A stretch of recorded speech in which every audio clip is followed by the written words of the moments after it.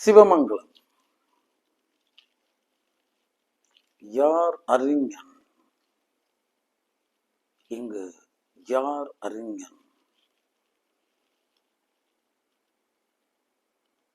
இங்கு ஒரு அறிஞனுடைய அடிப்படை லட்சணம் என்னவாய் இருக்க முடியும்? சிந்தித்து பாருங்கள் என் செல்வங்களே. அவனுடைய அடிப்படை லட்சணம் தனக்கு எதுவுமே தெரியாது, இங்கு அறியாது இந்த அகிலம் அதற்கு வந்திருக்கிறோம், இங்கு கணம் கணம் இருந்து அறிய வந்திருக்கும் அறிஞன் நான். ஒரு அறிஞன் என்பவன் இங்கு அறிந்து பிறந்ததில்லை என் செல்வங்களே. இங்கு அவன் அறிய வந்திருக்கிறேன் என்பதை முழுக்க உணர்ந்து அறிவை இந்த சகந்தனில் விரித்து வைத்து அணு அணுவாய் கணம் கணம் வீற்றிருந்து அறிவு கொள்முதல் புத்தி கொள்முதல் என்கின்ற பெயரால் அறிந்து கொண்டே இருப்பவன் தான் அறிஞனை தவிர தனிப்பட்ட முறையில் அறிஞன் என்பவன் அறிந்து பிறந்ததில்லை. மறந்து விடாதீர்கள் என் செல்வங்களே. அறிஞன் என்பவன் முழுக்க நாம் இங்கு அறிய வந்திருக்கிறோம், அறிந்து பிறந்தவர் இல்லை நாம்.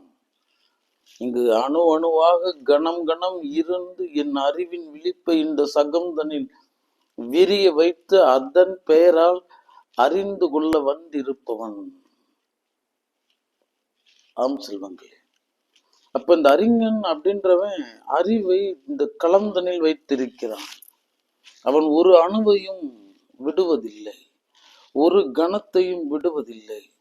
இந்த அறிவு என்னும் பெரு விழிப்பின் பெயரால் இந்த சகந்தனை கண்டு புத்தி கொள்முதல் என்கின்ற பெயரால் அறிவினை ஏற்றுக்கொண்டே இருக்கிறான். அதற்கு முன்பு அவன் அறிந்து வைத்திருப்பது நமக்கு எதுவுமே தெரியாது, இங்கு அறிய வந்திருக்கும் அறிஞன் நான் என்று உணர்ந்தே விட்டிருக்கிறான். பாருங்கள் என் செல்வங்களே, நீங்களும் அறிஞர் தான். இந்த உண்மையை உணர்ந்து கொள்ளுங்கள். நம்ம எதுவுமே அறிந்து பிறக்கவில்லை, இங்கு வந்துதான் அறிகிறோம்.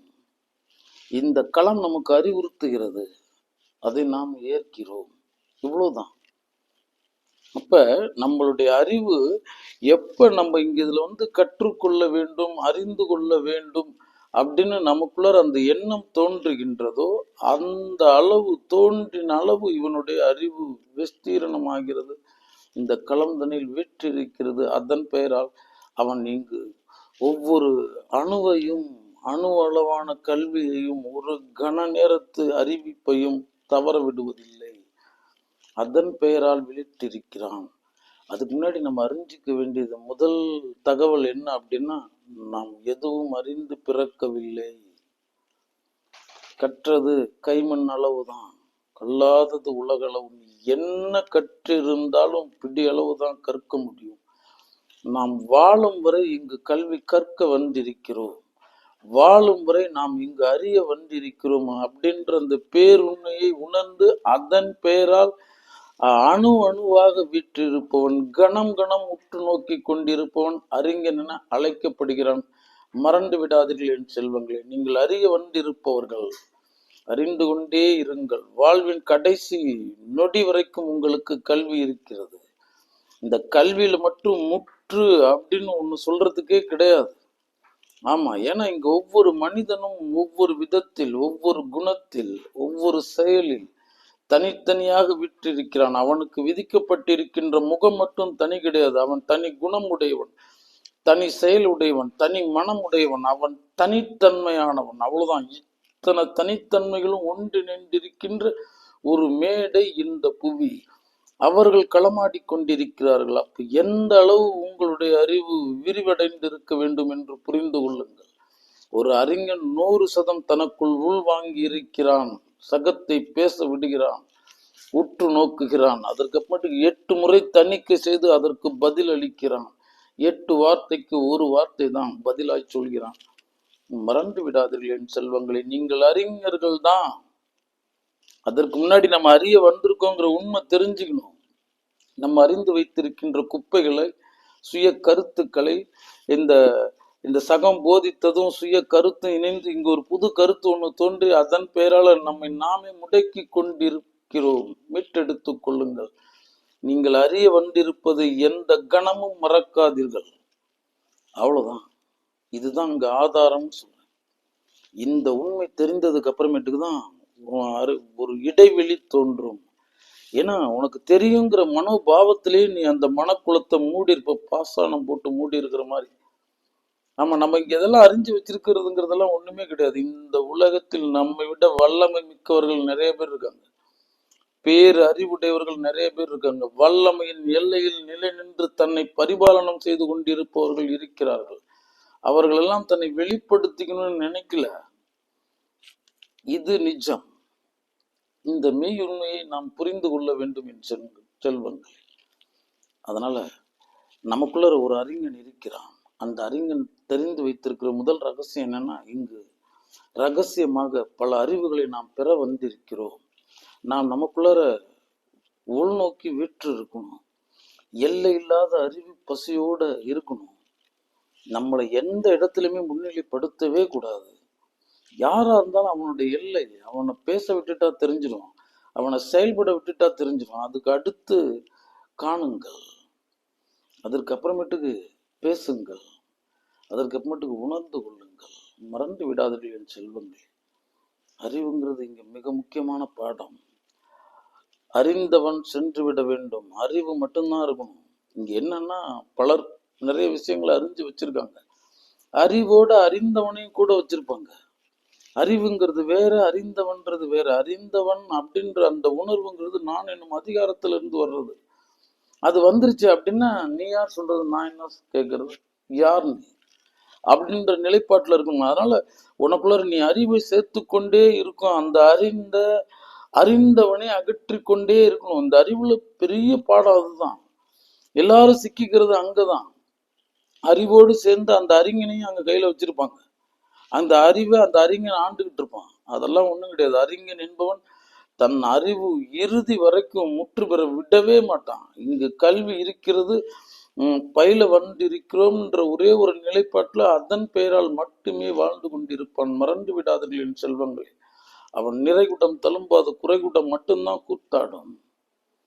அதனால் நீங்கள் இறுதி வரை அறிந்து கொண்டே இருங்கள். சகத்தை பேச விடும், அது பேசட்டும். ஏன்னா அகத்தில் ஒரு வார்ப்பு இருக்கிறது, அது இருப்பை தான் வார்த்து கொண்டே இருக்கும். 4 வார்த்தையில் அவனுடைய லட்சணம் என்னன்னு தெரிஞ்சுக்கலாம், அவன் அறிவினுடைய ஆழம் என்னன்னு தெரிஞ்சுக்கலாம், அவன் தன் முனைப்பினுடைய எல்லை என்னன்னு தெரிஞ்சுக்கலாம். அதனால முழுசா அங்கேயே பேச விட்டுடுங்க. நீங்கள் அங்கு விசாரணையற்று அற்றது உற்றது அறுத்து அந்த சுய கருத்து அறுத்து மெய்யை ஏற்கின்ற சுபாவத்தோடும் பொய்யை அகற்றுகின்ற சுபாவத்தோடும் மெய்யாய் விற்றிருங்கள். அறிஞனின் லட்சணம் இது கேளீர் சகத்தீரே. நம்ம எதுவுமே அறிந்து பிறக்கவில்லை. நமக்கு அம்மாங்கிறது வரைக்கும் தாயினும் நம்ம அந்த குருமண்டலம் தந்ததுதான். இங்க நம்ம கற்று வைத்திருக்கிறதெல்லாம் இந்த களத்துல இருக்கிறது. ஏன்னா இங்க எல்லா கல்வியும் இருக்கு, மறந்துடக்கூடாது. நல்லதும் இருக்கு, கெட்டதும் இருக்கு. நல்லதை ஊக்குவிக்கிறவங்களும் இருக்காங்க, கெட்டதை ஊக்குவிக்கிறவங்களும் இருக்காங்க, நல்லதை மறைக்கிறவங்களும் இருக்காங்க, கெட்டதை பிரகடனப்படுத்துறவங்களும் இருக்காங்க. இங்க நிகழ்ந்துட்டு இருக்கிறது களி. எல்லா கல்மசங்களும் ஒன்று திரண்டு மண்ணிலும் குப்பை என மனதிலும் குப்பை என வீற்றிருக்கிறது பாரீர் என் செல்வங்களே. ஆம், அதனால உங்களுடைய அறிவு பிரதேசத்தை விரித்து வைத்திருங்கள். அதுதான் இந்த ஞானவேல் தத்துவம். ஆழ்ந்து கான், அகண்டு கான், நுண்ணியமாய் கான், மெய்யை ஏற்றுக்கொள், பொய்யை புறம் தள்ள. இங்கு ரெண்டுமே இருக்கு, ரெண்டினுடைய விளைவுகளும் இங்க இருக்கு. அங்கு நன்மை மெய்யினால் நிலை நின்று இருப்பவர்கள் அந்த செயலின் விளைவையும் நாம் தெரிந்து கொள்ளலாம். தீமை பொய்யினால் நிலை நின்று இருப்பவர்கள் அவர்களுக்கு ஏற்படும் அதுல பல உண்மைகளை நம்ம தெரிந்து கொள்ளலாம். இதெல்லாம் விளைவுகள். இது இந்த விளைவை தரும், அது அந்த விளைவை தரும்.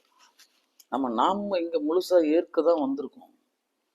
அங்க எங்க அறிவு இருந்தாலும் ஏற்றுக்கொள்ளுங்கள். யார் சொன்னான்னு பார்க்காதீங்க, எந்த இடத்துல இருந்து சொன்னாங்கன்னு பார்க்காதீங்க, அவங்க என்ன நிலையில இருக்காங்கன்னு பார்க்காதீங்க.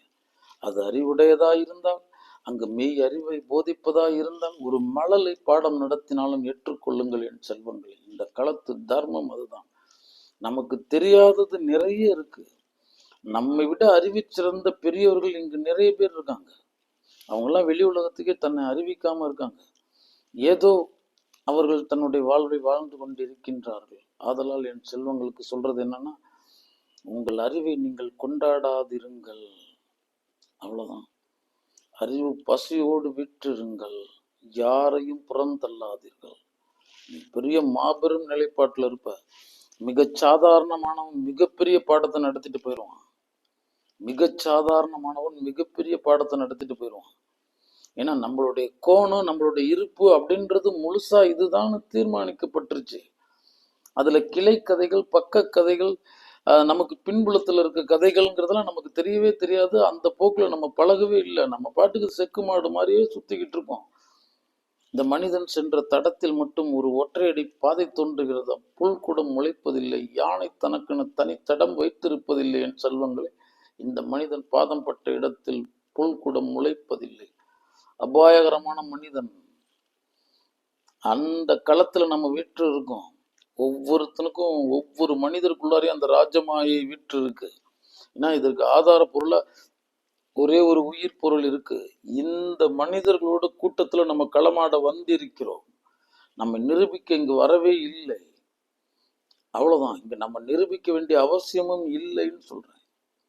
நாம் நம் பயணத்தில் வாழ வந்திருக்கிறோம். அதுல நம்ம எல்லை இல்லாத அறிவு விழிப்பு நிலையில இருந்து வாழும் வரை இந்த அறிவை ஏற்றுக்கொண்டே, புத்தி கொள்முதல் என்கின்ற பெயரால் ஏற்றுக்கொண்டே நாம் பயணித்து கொண்டிருக்க போகிறோம். எல்லை இல்லாத அறிவு அப்படின்றது உனக்கு முடிவா ஒரு பாடத்தை நடத்திட்டு போயிடும். ஒன்றும் இல்லை, இங்க என்ன கற்றும் எந்த பிரயோஜனமும் இல்லை அப்படின்னு உங்களுக்கு ஒரு பாடம் புரியும். அந்த மழலையில் தொலைத்த அன்பு இன்ப ஆனந்தத்தை பெற்று தராத அறிவு, அதை நம்மிடத்திலிருந்து பறித்தது இந்த அறிவு.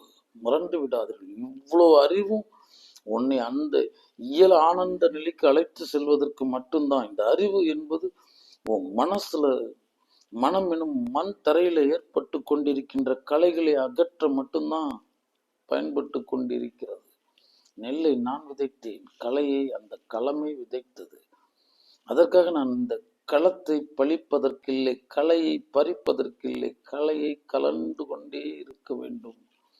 நான் அகத்திற்குள் சோர்வடையாது இனி பார்த்து கொள்ள வேண்டும். எந்த இடத்திலும் சலிப்புத்தன்மை எனக்கு தோன்றிவிடவே கூடாது. இது என் களம், நான் தான் பராமரிக்க வேண்டும். அங்க நெல் பயிர் நான் வீட்டிற்கு பலனா எடுத்துட்டு வரணும் அப்படின்னா நான் இங்கு இடையராது உழைக்க வேண்டும். அதிலே என்னுடைய கவனத்தை செலுத்த வேண்டும். ஆம் செல்வங்களே, அப்ப நமக்குள்ள நிறைய பிழைகள், நிறைய தவறுகள் நம்மளால சீர்தூக்கி பார்க்கவே முடியாது. நமக்கு ஒண்ணு தெரியும், அவனுக்கு வேற தெரியும். அப்ப நம்ம இந்த ரெண்டு பக்கத்துமே இல்லாம நம்ம அவஸ்தானத்துக்கு எடுத்துட்டு போகணும். அங்கிருந்து நம்மளை பார்க்கணும். ஏன்னா நம்மளுடைய சுபாவத்தை தெரிஞ்சுக்கணும். காணும் கண் தன்னை காணா, எந்த கண் சகலத்தையும் காட்டினதோ தன்னை காட்டவே இல்லை. அதனாலதான் அவர் உயரம் நிறைய பேர்த்துக்கு தெரியறதே இல்லை, யாருக்குமே தெரியாது. ஏன்னா நம்மளை அளக்கிறதுக்கு ஒரு துலாக்கொலை இங்க கிடையாதுன்னு சொல்றேன். ஆனா தன்னை எல்லாம் மிக உயர்ந்த நிலையில நினைச்சுக்கிட்டு அதன் பெயரால இருக்கிறவங்களாம் அவன் பள்ளத்தாக்கு அடியில கிடக்குறாங்கிற உண்மையும் அவனுக்கு தெரியாது. ஏன்னா அவன் அந்த அந்த சுகம் கண்டவனா ஆயிட்டான். தன் நினைப்பிலே கனவுலேயே அந்த சுகத்தை கண்டுக்கிறது. நான் யார் தெரியுமா, நான் என் நிலைப்பாடு என்ன தெரியுமா, அதெல்லாம் ஒண்ணுமே கிடையாது. அறிவிலிகள் அவர்கள். அதனால் என் செல்வங்களே, நம்ம மனம் தன்னில் எல்லை இல்லாத அறியாமைகள் இருக்கிறது, எல்லை இல்லாத சிறுமைகள் இருக்கிறது. இந்த அறியாமையை அறிவினால் நிரப்ப வேண்டும், சிறுமைகளை பெருமைகளினால் நிரப்ப வேண்டும். அதற்காக மட்டும்தான் அளிக்கப்பட்டிருக்கின்ற அறிவு சாவு இது. அறியாமை நிறைய இருக்கு, நமக்கு நிறைய உண்மைகள் இங்கு தெரியாது. இந்த கண் எட்டின மட்டும்தான் காணுகிறது. அண்ட பேரண்டம் மிக பெரிது பாருங்கள். காலால் என்னால் கடந்து வந்து விட முடியாத பிரம்மாண்ட அண்டம் இந்த அண்டம். அப்ப என் கண்ணுக்கும் காட்சிக்கும் ஒரு எல்லை இருக்கு, என் சிந்தைக்கும் ஒரு எல்லை இருக்கு, எல்லாத்திற்குமே ஒரு எல்லை இருக்கு. அப்ப இந்த சிந்தை நான் கடக்க கடக்க கடக்க கடக்க அது அதனுடைய எல்லை விரிந்து கொண்டே இருக்கிறது. நான் அறிந்து கொண்டே இருக்கிறேன், அறிந்து உணர்ந்து கொண்டே இருக்கிறேன். அவ்வளவுதான். உங்கள் அறிவை நீங்கள் கொண்டாடி விடாதீர்கள். சத்தியமா சொல்றேன். எந்த காலகட்டத்தில் நம்ம வல்லவனுக்கு வல்லவன் வையகத்தில் உண்டு. இதை என்னைக்கும் மறந்துடாதீங்க. ஏன்னா இது ஒரு அற்புதமான களம். கோடி கோடி நாயகர்களை உழல விட்டு அவர்களை புதைத்த உலகம் இது. அன்றாடம் ஆயிரம் ஆயிரம் நாயகர்களை தோற்றுவித்துக் கொண்டிருக்கின்ற களம் இது. அன்று அவன் நாயகன், இன்று இவன் நாயகன், அன்று நாளை வேறு யாரோ ஒரு நாயகன். இந்த நாயகர்கள் மாறிக்கொண்டே இருப்பாங்க. இந்த நடு நாயகம் மாறவே மாறாது என் செல்வங்களே. அதனால் பேரறிவுடையது இந்த களம்தான். எல்லா அறிவுடையவர்களையும் கண்டது அது. எல்லா அறிவுடையவர்களும் புதைத்த களம் இது. என்னென்ன மாயையில இவனை உழல விட்டுருக்கும். நான் என்னுடையது, என்னுடைய பாரம்பரியத்திற்கு, இந்த புகழுக்கான வாழ்வு, அலங்காரத்திற்கான வாழ்வு, ஆடம்பரத்துக்கான வாழ்வுன்னு இப்படிலாம் எத்தனை கனவுகளை இந்த மனிதன் கண்டிருப்பான். எல்லா கனவுகளையும் பிடுங்கி புதைத்த களம் இது. தான் வாழ்றதனுடைய தனித்தன்மையை உணர்த்தாத களம் இது. வாழ்றதனுடைய ரகசியத்தை உனக்கு உணர்த்தாத களம் இது. வாழ்றதுங்கிறது, இந்த கணம் நீ உயிர் வாழ்றதுங்கிறது எவ்வளோ பெரிய அற்புதம் அப்படின்றது தனக்கு உணர்த்தாமையே அம்மனம் வெற்றா அங்கு வெந்து நொந்து இவனை உழல விட்டு இருக்கிறது. எல்லாத்தையும் கொடுத்தாச்சு, மனதையும் கொடுத்தாச்சு, சுய கருத்தையும் கொடுத்தாச்சு. அது தனக்குள்ளே இருந்து இந்த கணத்தில் நான் ஜீவனோடு வாழ்ந்து கொண்டிருக்கும் இந்த கணம்தான் அந்த பேரின்ப கணன்னு உணராம இவனை எதையோ கற்க விட்டு இந்த மெய் அறிவை இவனிடத்திலிருந்து கனவுகளின் பெயரால், காட்சி தோற்ற மாயைகளின் பெயரால் இந்த களம் பிடுங்குகிறது. மறந்து விடாதீர்கள் என் செல்வங்களை. அறிஞன் தனக்குள் எந்த நேரமும் சதானந்தத்தில் இருக்கிறான். அவன் ஓர் உண்மையை, பேர் உண்மையை தனக்குள் உணர்ந்தவனாய் இருக்கிறான். உணர்ந்து அதன் பெயரால் வாழ பழகி கொண்டிருக்கிறான். அவன் வாழ பழகிக்கிட்டு இருக்கான். கணம் ஒரு பாடம், மனிதனிடத்தில் ஒரு பாடம், அங்கு ஒரு அணுவில் ஒரு கல்வி. ஏன்னா நமக்கு இவ்வாறுதான் அளிக்கப்பட்டிருக்கிறது. ஒரு அனுபவ ஞானன் அறிஞன் அழைக்கப்படுகிறான். அது என்ன அனுபவம்? அணுவான விஷயங்களை பவித்து அதன் பெயரால் அவன் ஒரு அனுபவ ஞானம் பெறுகிறான். அது பட்டறிவு, ஏட்டறிவு, சொல்லறிவு, சிந்தை அறிவு விட பெருசு பட்டறிவு. அவன் பட்டு தெளிகிறான், பட்டு உணர்கிறான். அதன் பெயரால் மனதை பட்டு போல் வைத்திருக்கிறான். ஆம் செல்வங்களே, நீங்கள் அறிந்து கொள்ள வந்திருக்கின்றீர்கள். அதை தெரிந்து கொள்ளுங்கள். அதற்கு முன்னாடி நம்ம எதுவுமே அறிந்திராதவர் என்பதையும் தெரிந்து கொள்ளுங்கள். இந்த அறிவை கொண்டு நாம் எதுவும் அறிந்து விட முடியாது என்பதையும் தெரிந்து கொள்ளுங்கள். விரலுக்கேற்ற வீக்கம் போல உன் அறிவுடைய எல்லைக்கு ஏற்ற அறிவு கொள்முதல், புத்தி கொள்முதல் உணர்ந்து கொள்ளுங்கள் என் செல்வங்களே. உங்களை மீட்டெடுத்துக் கொள்ளுங்கள். இந்த அறிவு, இந்த மெய்யறிவு, இந்த சகம் சார்ந்த எதன் பெயரால உங்களுக்கு ஏற்படும் இடர்களையும் அகத்துன்பங்களையும் விளக்குவதற்காக அளிக்கப்பட்டிருக்கின்ற ஒரு ஒளிப்பேழை. இந்த உலகம் ஒரு இருள் மண்டலம் முடிஞ்சிச்சு. உங்களுடைய அகமும் ஒரு இருள் பிரதேசமா இருக்கிறது. அந்த ஒளி பேழை இந்த அண்டத்துக்கு வெளிச்சம் தந்துடாது. நீ கடக்கிற பாதையை காட்டும் இந்த அறிவு, வேற எதையும் செய்யாது. அவ்வளவுதான். இந்த அறிவு எனும் ஒளி பேழையை கொண்டு எவன் அவன் அந்த அத்தை கடத்துகின்றானோ, அந்த அத்தை கடக்கின்றானோ அவன் அறிஞராகிறான். அவனை இந்த உலகம் ஏற்கிறது. சத்தியம் சொல்கிறேன். ஒரு அறிஞன் 100% தன்னடக்கத்துடன் இருக்கிறான். எல்லையில்லாத பணிவின் பெயரால் வெற்றிருக்கிறான். இந்த சகமும் சகத்து ஜீவன்களையும் குரு மண்டலமாக காணுகிறான். இந்த சகம் சார்ந்திருக்கிறது எல்லாம் சக ஜீவன்களை அவன் குருவாகவே காணுகிறான். ஒவ்வொரு மனிதனிடத்திலும் ஒரு பாடம் இருக்கிறது என்பது ஓர் உண்மையை உணர்ந்தவனாய் இருக்கிறான். எல்லாரும் நமக்கு எல்லா நேரத்திலும் பாடம் சொல்லித்தர்றதில்லை. ஆனா சொல்லித்தர்ற பாடத்தை ஏற்றுக்கொள்பவனாய் இருக்கிறான். மறந்து விடாதீர்கள் என் செல்வங்களே. அறிய வந்திருக்கும் நீங்கள் அறிவதில் கவனமாயிருங்கள். அறிவை விரித்து வைத்திருங்கள். கணத்தையும் தவற விடாதீர்கள். ஒரு அணுவையும் தவற விடாதீர்கள். செல்லும் அளவு செலுத்துமின் சிந்தையை அப்படிங்கிற மாதிரி உங்களுடைய அறிவு எவ்வளவு இருக்கிறதோ அவ்வளவு பிரயோகப்படுத்துங்கள். எதற்காகவும் இந்த அறிவை துர்பிரயோகம் செய்து விடாதீர்கள். ஆம் செல்வங்களே, இந்த அறிவுங்கிறது ஒரு ஓடும் பிள்ளை. ஆனால் உங்களுடைய அதிகாரி என்றும் அன்பாய் இருக்கட்டும். ஆம் செல்வங்களே, அப்போ ஒரு அறிஞன் என்பவன் தனக்குள்ள அன்பு எஜமானனாக்கி இந்த அறிவை ஓடும் பிள்ளையா, வேலைக்காரனாய், வேலை வாங்குபவனாய் இருக்கிறான். அவன் இந்த மனதையும் வேலை வாங்குகிறான். மற்ற மனிதர்கள் எல்லாம் மனதிடம் பணிபுரிகிறார்கள். அறிஞனுடைய மனம் அவனுக்கு வேலை செய்கிறது. அறிஞனுடைய அறிவு அவனுக்கு வேலை செய்கிறது.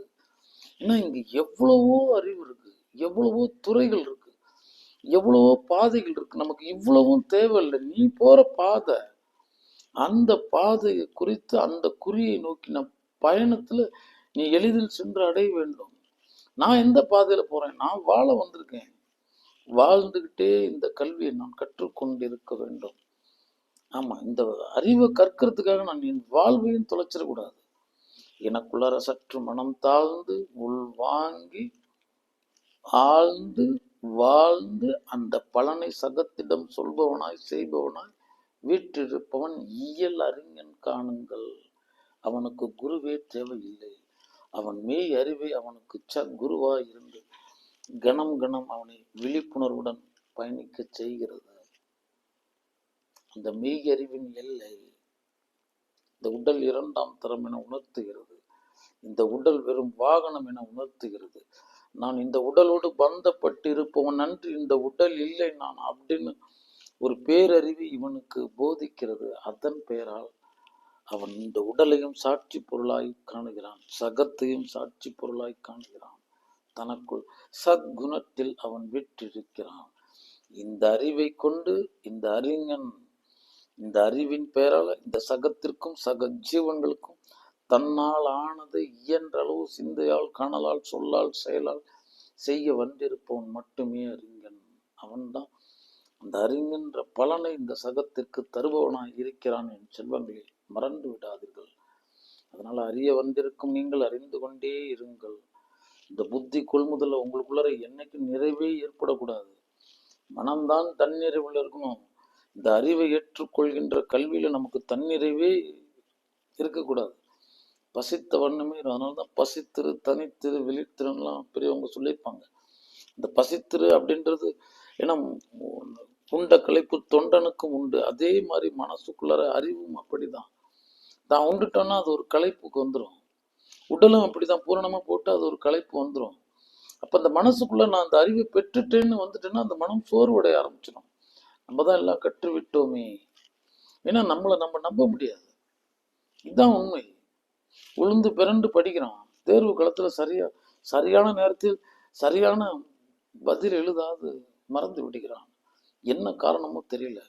இவனுக்கே இவன் உத்தரவாதமா இல்லை, உண்மையா இல்லை. இவனையும் இவன் நம்ப முடியல. அந்த அளவு நம்ம மன வீழ்ச்சி உடையவர்களா, மன பின்னடைவு உடையவர்களா இருக்கிறோம் என் செல்வங்கள். ஆதலால் நீங்கள் அறிந்து கொண்டே இருங்கள். உங்களுடைய அறிவு பசி தீரவே கூடாது. நீங்கள் எவ்வளவு கற்றிருந்தாலும் அறிவில் நீங்கள் நிறைவடையவே அடையாதீர்கள். இந்த அறிவை என்றும் கொண்டாடி விடாதீர்கள். இந்த அறிவினால உருவான அந்த அறிஞன்ற நபரையும் அகற்றி விடுங்கள். சாட்சியாய் கற்று வைத்திருங்கள். ஏன்னா இந்த கல்விக்கு எல்லை இல்லை. ஏன்னா இங்க ஆயிரம் கல்விகள் இன்னைக்கு தோன்றிடுச்சு. 1000 கல்விகள் இப்படியே தோன்றி கொண்டே இருக்கு. இதெல்லாம் போய் படிக்கிறது நம்ம நோக்கம் இல்லை. ஏன்னா மெய்யான கல்வி இருக்கு. சத்தியமும் தர்மத்தின் பெயரால அற வடிவமா மனிதம்ன்ற புனிதம். இதை தாண்டி நம்ம இங்க என்ன கற்றுக்க வந்திருக்கோம்?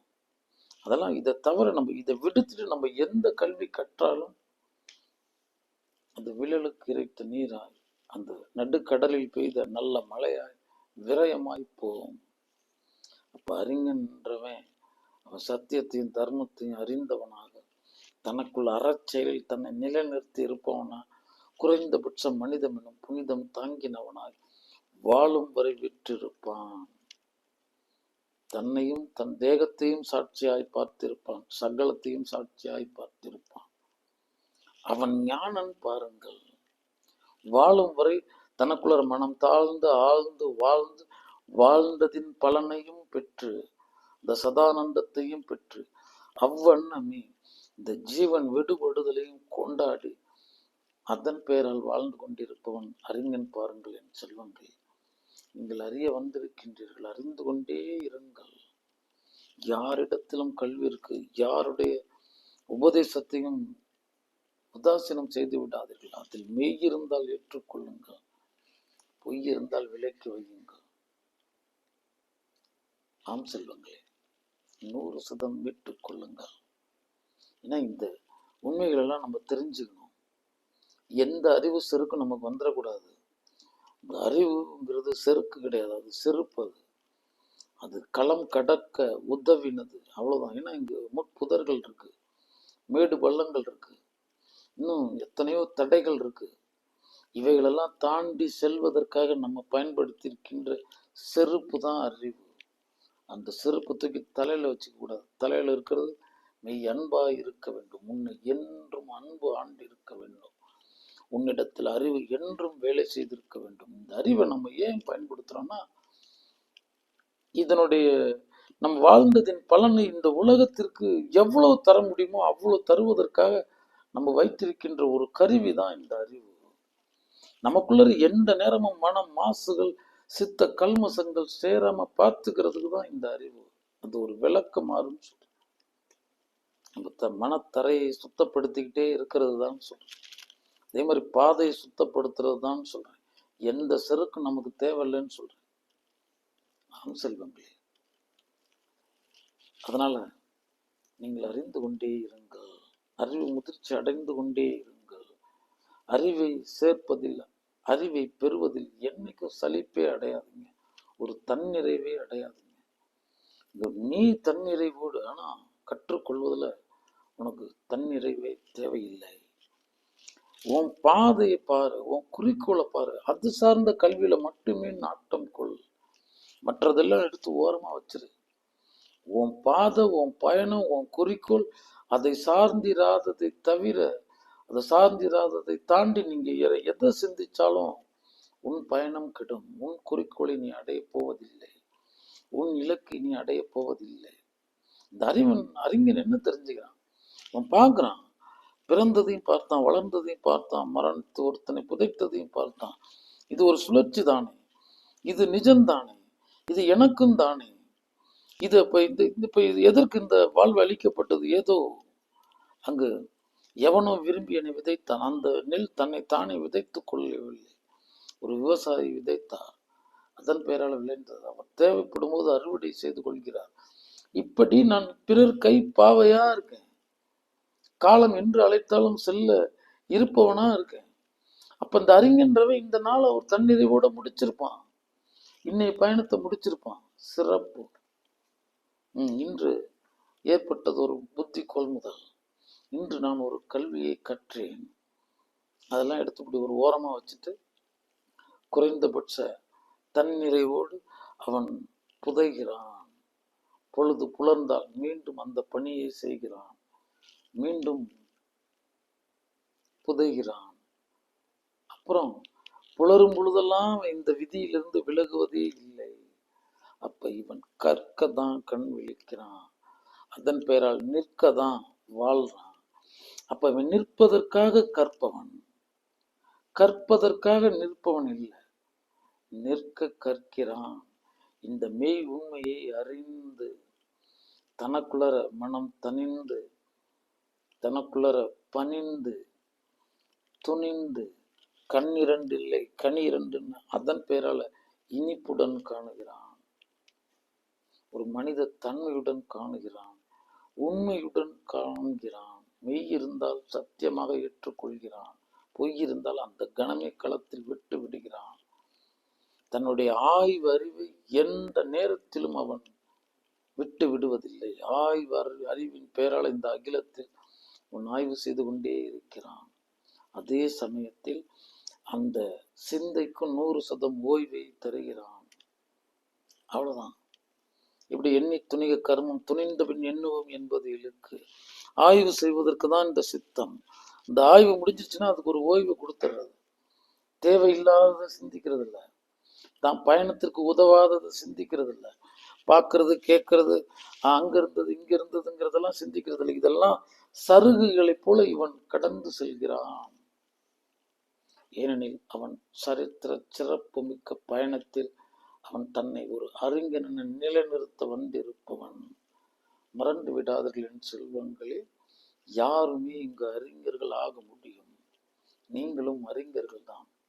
சிவமங்கலம்.